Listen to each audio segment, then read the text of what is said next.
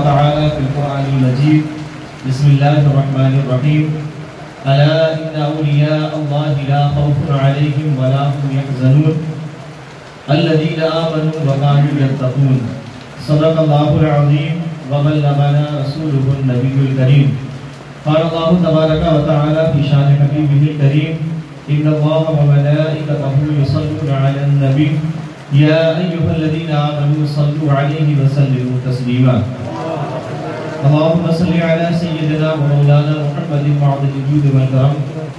صلاة وسلام عليك يا رسول الله صلی اللہ تعالی علیہ وآلہ وسلم. تمام حمد و ثنا تعریف و توصیف اللہ جل مجدہ الکریم کی ذات و برکات کے لیے جو خالق کائنات بھی ہے اور مالک کائنات بھی. اللہ رب العزت کی حمد و ثنا کے بعد حضور رسول رحمت شفیع امم حبیب اعظم معصوم آمنہ حضور احمد مجتبی محمد مصطفیٰ صلی اللہ تعالی علیہ وآلہ وسلم کے حضور نازم عقیدتوں ارادتوں اور محبتوں کا خراج پیش کرنے کے بعد عالی مرتبہ پیر طریقت رہبر راہ شریعت ممتاز القضات ناشر تعلیمات اعلیٰ حضرت علامہ مولانا مفتی محمد امتیاز القادری مدظلہ العالی مفتی اعظم جبل پور و قاضی شرح جبل پور و دیگر علماء کرام و مفتیان کرام و حفاظ کرام و سامعین کرام، السلام علیکم ورحمۃ اللہ تعالی وبرکاتہ.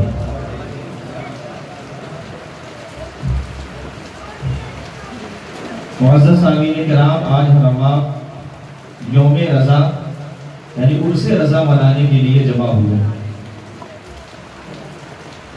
تو میں اپنے خطاب کو شروع کرنے سے قبل امام اہل سنت اعلیٰ حضرت مجدد دین و ملت الشاہ امام محمد رضا خان علیہ رحمت و رضوان کی نعتیہ دیوان سے چند اشعار بطور تسمیل آپ لوگوں کی سماعتوں کے حوالے کر رہا ہوں. سماعت فرما، ایک مرتبہ اور درود پاک پڑھیں. اللہم صلی علی سیدنا و مولانا محمد معدن الجود والکرم علیہ وسلم. یہ وہ سچ ہے کہ جسے کہ جہاں مان گیا در پہ آیا جو گدا بن کہ وہ سلطان گیا. ان کے انداز نوازش پہ میں قربان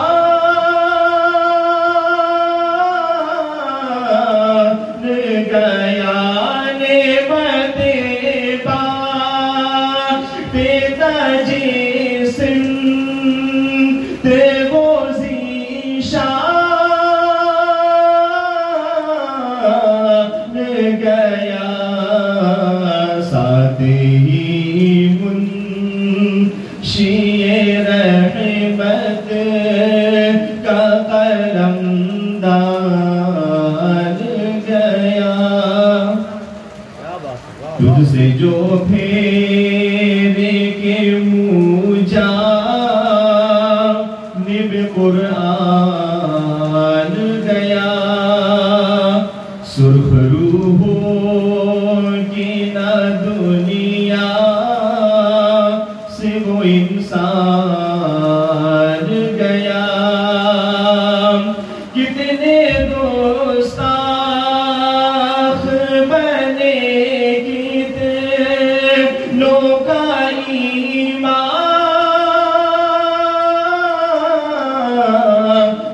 گیا.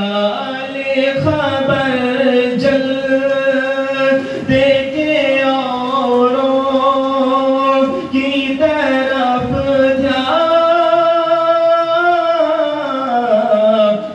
گیا. میرے مولا میرے آقا تیرے قربان گیا. امام اہل سنت اعلیٰ حضرت اپنے اس شعر میں زندگی کا مقصد بیان کرتے ہیں کہ ہماری زندگی کا مقصد کیا ہونا چاہیے. سنیں. دوستی سے کوئی مطلب نہ مجھے بیر سے کام، ان کے صدقے میں کسی سے نہ پڑا خیر سے کام، ان کا شیدا مجھے کیا حرام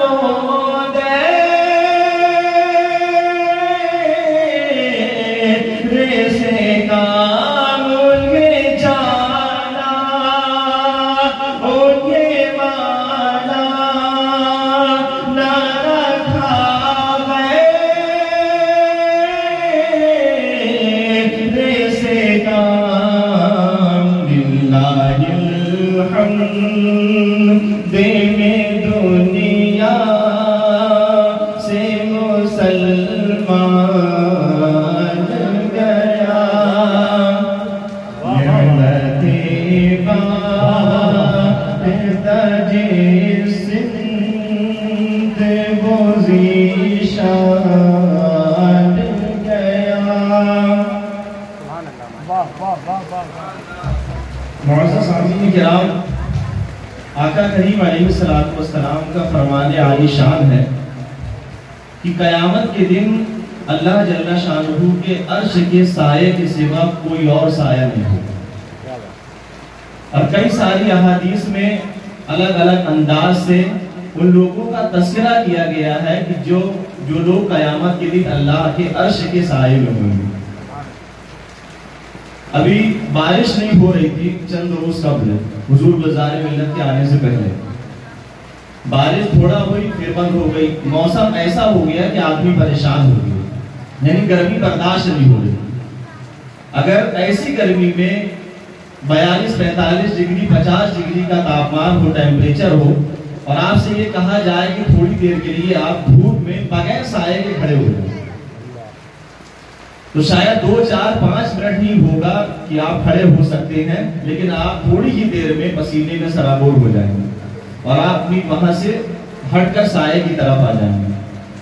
بروز محشر قیامت کے دن زمین تانبے کی ہوگی اور سورج سوا نیزے پر ہوگا. اس وقت کی گرمی کو سمجھنے کی کوشش کریں کہ اس وقت گرمی کی شدت کیسے ہوگی. آج ہمارا آپ کو 45-50 ڈگری کا تاپمان برداشت نہیں ہوتا.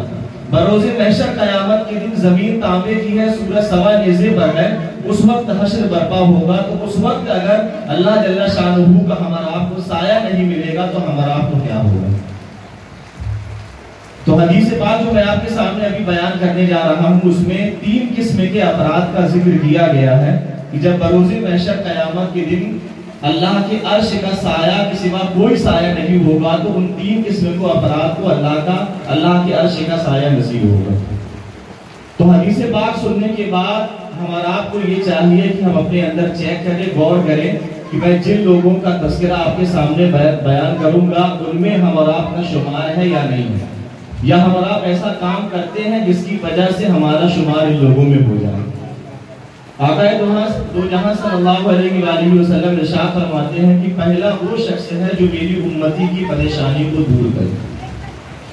یعنی کسی مسلمان کی پریشانی کو دور کرنا اللہ جل شانہ کو اتنا پسند ہے کہ جب قیامت کے دن کوئی سایہ نہیں ہوگا تو اللہ جل شانہ اس بندے خدا کو اپنے عرش کا سایہ عطا فرمائے گا. اب ہم آپ کو چاہیے کہ ہم اپنی زندگی میں غور کریں، اپنا طرز عمل کو دیکھیں کہ ہم کیا کرتے ہیں. ہم لوگوں کے لیے پریشانیاں پیدا کرتے ہیں یا لوگوں کی پریشانی کو دور کرتے ہیں. بعض لوگ ایسے خوش نصیب ہوتے ہیں کہ اگر کوئی پریشان انسان اس کے پاس جائے تو اس کی پریشانی کو دور کر دیتے ہیں. تو یہ بات ہمیشہ ذہن نشین رکھیں کہ ہر پریشانی پیسے سے دور نہیں ہوتی. بعض اوقات کوئی مسلمان پریشانی کی حالت میں آ جائے تو کچھ میٹھے بول ہی اس کی پریشانی کو دور کر دیتے ہیں. ہر پریشانی پیسے سے دور نہیں ہوتی، مسکرا کر ملنا بھی لوگوں کے لیے آسانی کا سبب بن جاتا ہے. امام اہل سنت فرماتے ہیں کہ شربت نہ دے تو کرے بات لطف سے. شربت نہ دے تو کرے بات لطف سے، یہ شہد ہو تو پھر کسے پرواہ شہد کی۔ ہم شربت نہیں دے سکتے، پیسے کے ذریعے سے لوگوں کی مدد نہیں کر سکتے، لیکن اچھے بول تو بول سکتے ہیں۔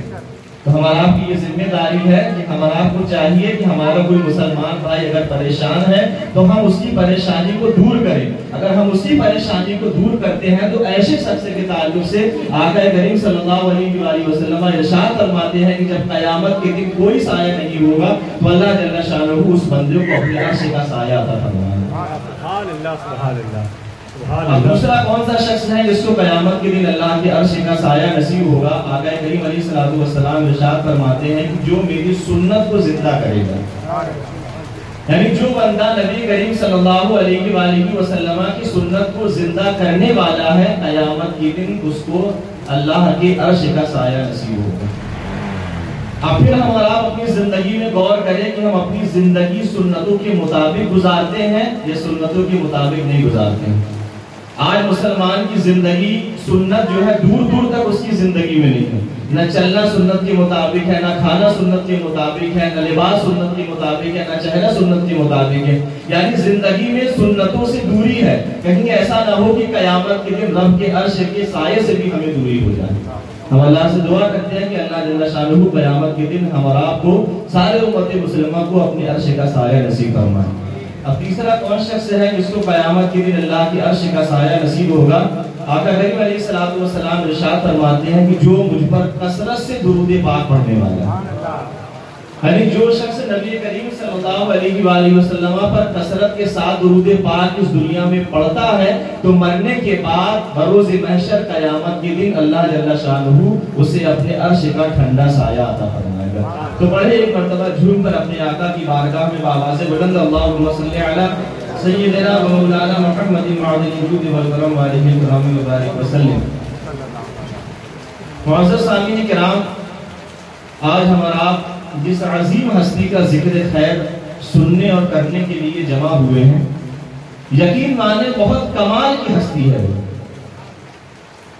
کچھ لوگ وہ ہوتے ہیں کہ ہم جن کی بات کریں تب ہمیں ان کے بارے میں پتہ چلتا ہے۔ کچھ لوگ وہ ہوتے ہیں کہ جب ہم ان کی بات کریں تو ان کے بارے میں پتہ چلتا ہے۔ امام اہل سنت کی ذات وہ ذات ہے کہ جب بھی ان کی بات کرو ذکر مصطفیٰ کے ساتھ میں ہو جاتا ہے۔ امام اہل سنت اعلیٰ حضرت فنا کے رسول کے ایسے مرتبے پر فائز ہیں کہ جن کی ہر ادا، ہر فعل، ہر انداز سے عشق رسول کی جھلک نظر آتی ہے۔ اور امام اہل سنت دین و سنت کا وہ کام کر گئے کہ شاعر نے بہت خوب کہا اور حقیقت کہا کہ وادی رضا کی کوہ ہمالا رضا کا ہے، وادی رضا کی کوہ ہمالا رضا کا ہے، جس سمت دیکھیے وہ علاقہ رضا کا ہے۔ اگلوں نے تو لکھا بہت علم دین پر، اگلوں نے تو لکھا بہت علم دین پر، جو کچھ ہے اس صدی میں تنہا رضا کا ہے۔ تو امام اہل سنت اعلیٰ حضرت کی شان میں کیا بیان کروں؟ آپ کی زندگی میں بے شمار پہلو ہیں۔ آپ کی زندگی کے پہلو پر نظر ڈالیں، اگر ہم آپ کی علم پر بات کی جائے یا آپ کے فتاوی پر بات کی جائے یا آپ کے تقریر پہ واضح و نصیحت پہ بیان کی جائے تو آج بھی علماء کی عقلیں حیران ہے کہ کسی ایک پرسنالٹی کو اتنے زیادہ علوم اور فنون پہ مہارت کیسے حاصل ہو سکتی ہے۔ دنیاوی مثال کے ذریعے سے سمجھیں کہ آج دنیا میں لوگ ماسٹر کرتے ہیں، کسی ایک سبجیکٹ پر پی ایچ ڈی کرتے ہیں۔ بہت کم ہی ایسے لوگ ہوتے ہیں جو 2، 4، 5 سبجیکٹ پہ پی ایچ ڈی یا ماسٹر کرتے ہیں۔ امام اہل سنت اعلیٰ حضرت کے بارے میں علماء بتاتے ہیں کہ 100 سے زیادہ ایسے علوم ہیں کہ جن پر امام اہل سنت کو دسترت اور مہارت حاصل ہے۔ اور ان کی ایک جماعت بہت خوبصورت بات کہتی ہے کہ یہ تو ہمیں معلوم ہوا کہ امام اہل سنت کو 100 سے زیادہ علوم پر مہارت حاصل تھی، بلکہ حقیقت تو یہ ہے کہ امام اہل سنت نے جس بھی علم کے بارے میں پوچھا گیا آپ نے اس علم کا جواب عطا کر دیا۔ آپ سے ریاضی کے بارے میں پوچھا گیا آپ نے ریاضی کا جواب دیا، آپ سے میتھمیٹکس کے بارے میں پوچھا گیا آپ نے میتھمیٹکس کا جواب دیا، آپ سے سائنس کے بارے میں پوچھا گیا آپ نے سائنس کا جواب دیا، آپ سے علم فقہ کے بارے میں پوچھا گیا آپ نے علم فقہ فقہ کا جواب دیا، آپ سے طب کے بارے میں پوچھا گیا آپ نے طب کا جواب دیا، آپ سے علم حدیث کے بارے میں پوچھا گیا آپ نے علم حدیث کا جواب دیا۔ تو علماء فرماتے ہیں کہ ہم نے جو پوچھا وہ اعلیٰ حضرت نے ہمیں بتا دیا۔ یہاں تک کہ علماء یہ بیان کرتے ہیں کہ اعلیٰ حضرت سے اگر اردو میں سوال ہوا تو آپ نے اردو میں جواب دیا، فارسی میں سوال ہوا تو آپ نے فارسی میں جواب دیا، عربی میں سوال ہوا تو آپ نے عربی میں جواب دیا، اور اگر انگریزی میں سوال ہوا تو آپ نے انگریزی میں جواب دیا، حتیٰ کہ اشعار کی صورت میں سوال ہوا تو امام اہل سنت نے اشعار کی صورت میں جواب دیا۔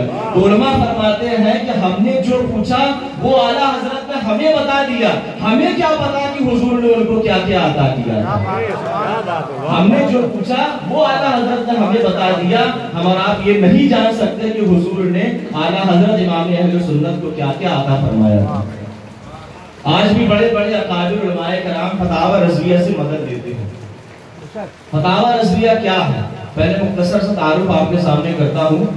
امام اہل سنت اعلیٰ حضرت کے علمی خدمات میں سے ایک بہترین اور زبردست علمی کارنامہ فتاوی رضویہ ہے، اور فتاوی رضویہ 30 جلدوں میں ہے، اور فتاوی رضویہ میں تقریباً 22,000 صفحات پر مشتمل ہے، جس میں 6,847 سوالات کے جوابات ہیں اور 206 رسائل ہیں، اور اس کے علاوہ ہزارہ مسائل ہر عبارت میں ضمن زیر بحث ہے۔ یہ ہے فتاوی رضویہ۔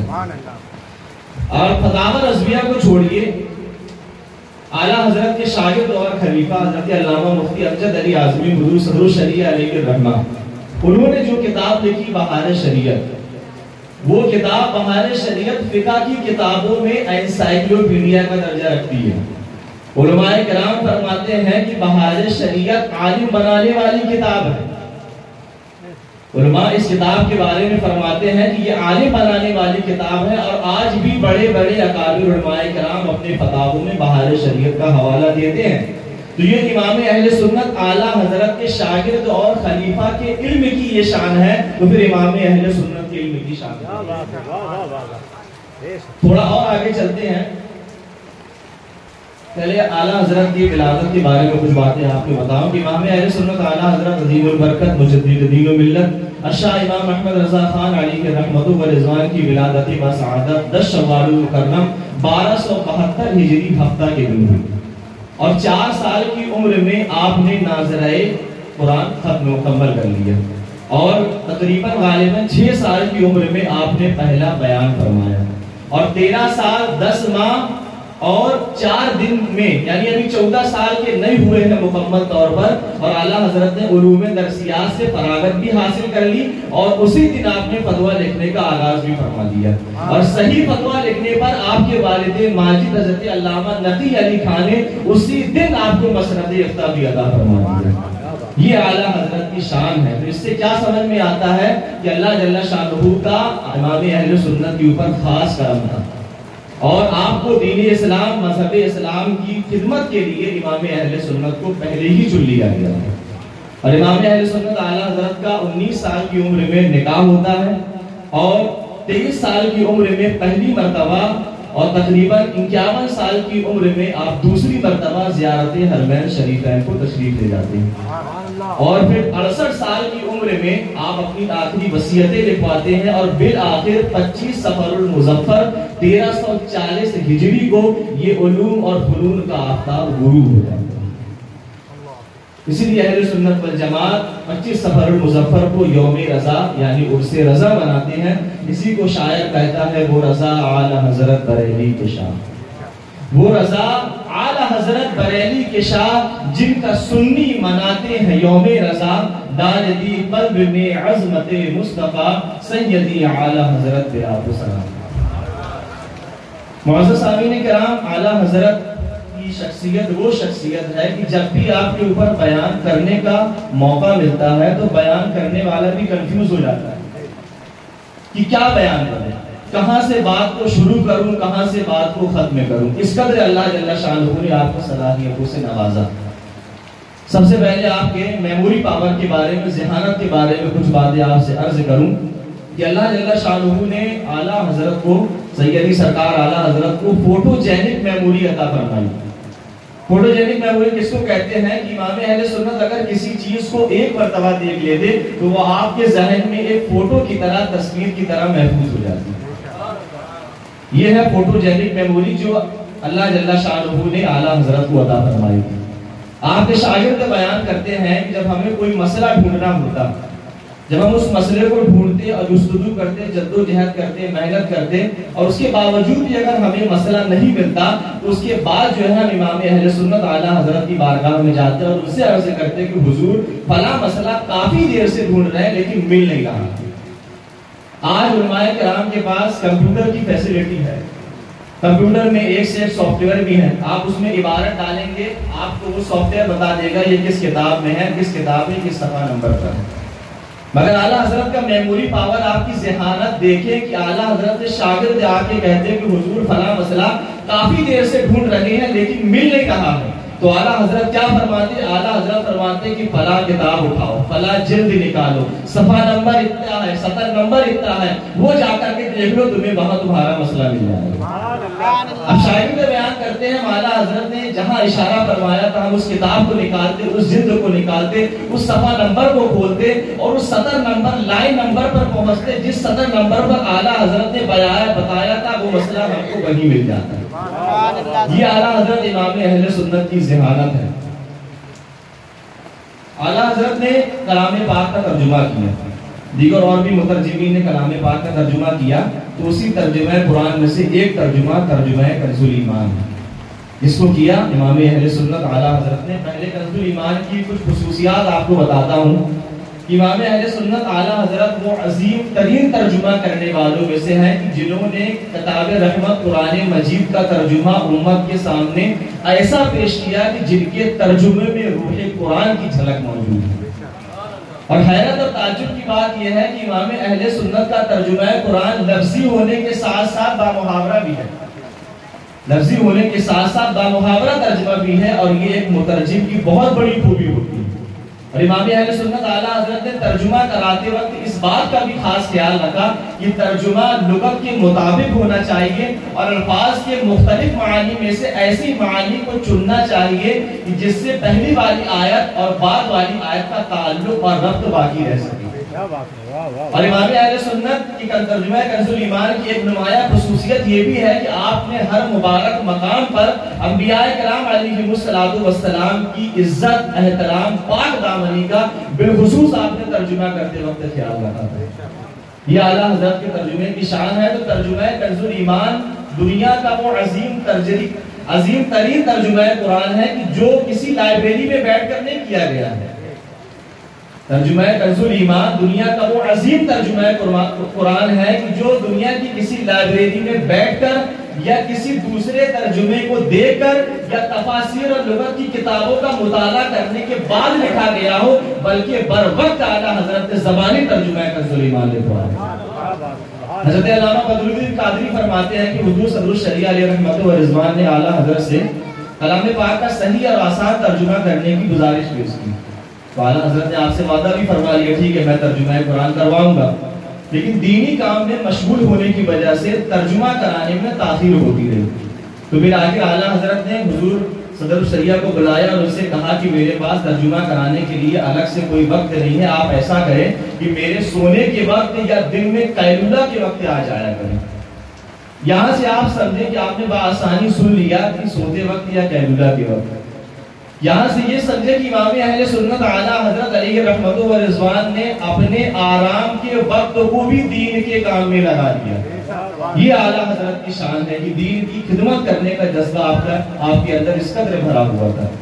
بہرحال حضور صدر الشریعہ علیہ رحمت و رضوان اعلیٰ حضرت کی بارگاہ میں آ جایا کرتے، اعلیٰ حضرت آیت کریمہ کا ترجمہ کراتے جاتے، حضور صدر الشریعہ جو ہے ترجمہ لکھتے جاتے، پھر اس کے بعد حضور صدر الشریعہ اور دیگر علماء حاضرین اعلیٰ حضرت کے ترجمے کا دیگر تفسیر کی کتابوں سے موازنہ کرتے، تو یہ دیکھ کر حیران ہو جاتے کہ اعلیٰ حضرت کا ترجمہ بالکل تفسیر کے کتابوں کے مطابق ہی ہوتا تھا۔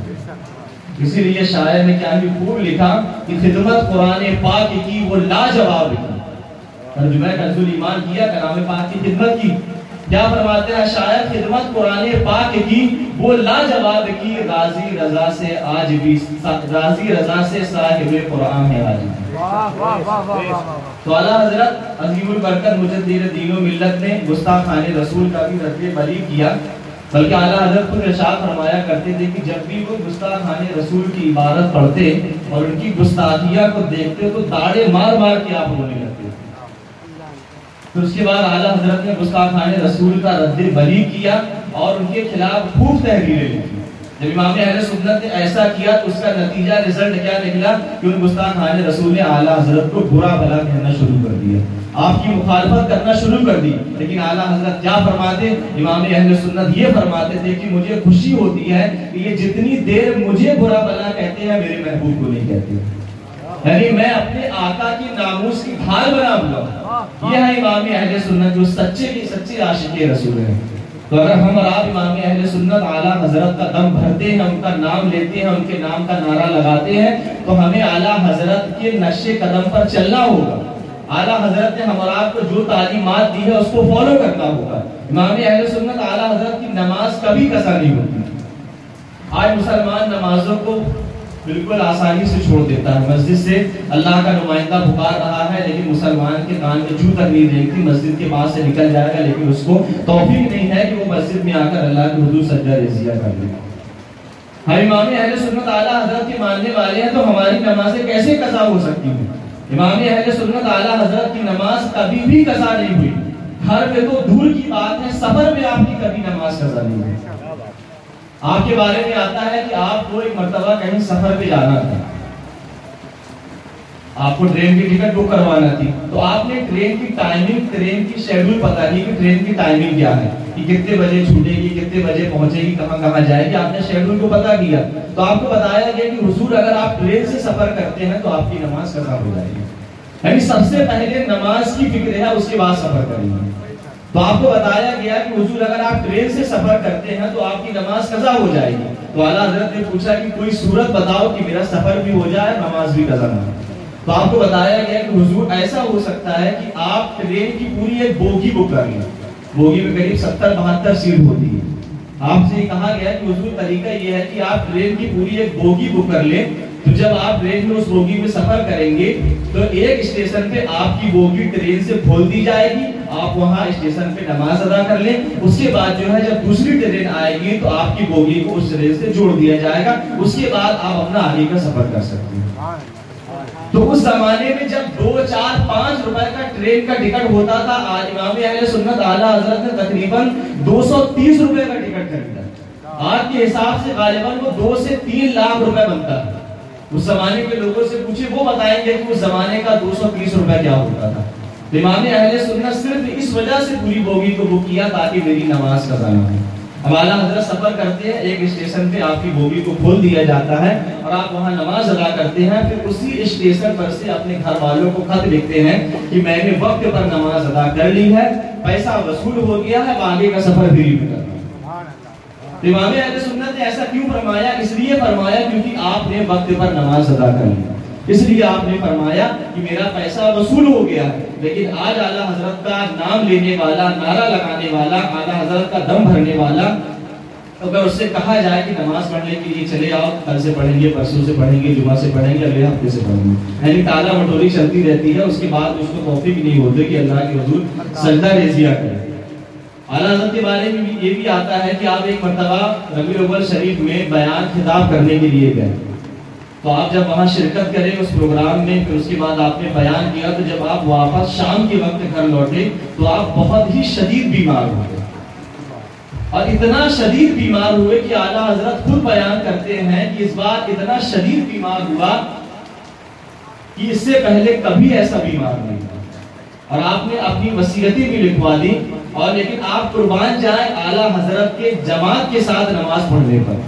امام اہل سنت اعلیٰ حضرت ایسی کنڈیشن میں بھی جو ہے نماز جماعت کے ساتھ مسجد میں ہی ادا کرتے تھے۔